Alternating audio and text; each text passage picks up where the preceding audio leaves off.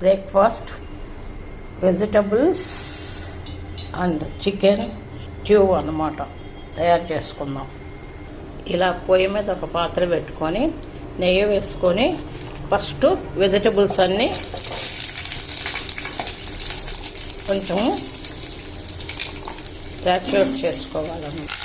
కొన్ని వెజిటబుల్స్ మాత్రం ఇలా ఫస్ట్ దోరగా మగ్గించుకోవాలి. కొంచెం ఉప్పు వేసి కళ్ళు ఉప్పు వేసి మగ్గించుకోవాలి. కొన్ని వెజిటబుల్స్ ఎక్కువగా ఉడకవలసిన అవసరం లేదు. కీర, క్యారెట్, క్యాప్సికమ్, ఆనియన్ ఇవన్నీ.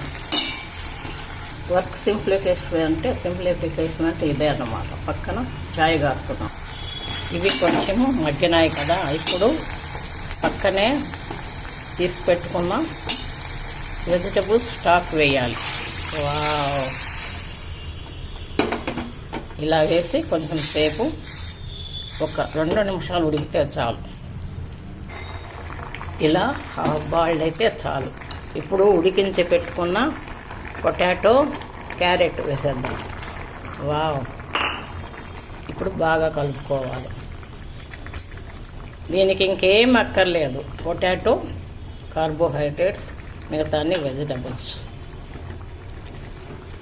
ఇవి ఉడికించినట్టువే కాబట్టి ఎక్కువ ఉడకాల్సిన అవసరం లేదు. ఇప్పుడు మాకు ఉడికించి పెట్టుకున్న చికెన్ వేసేస్తాను. Wow, that's all. ఈరోజు ఎమ్మీ న్యూట్రిషియస్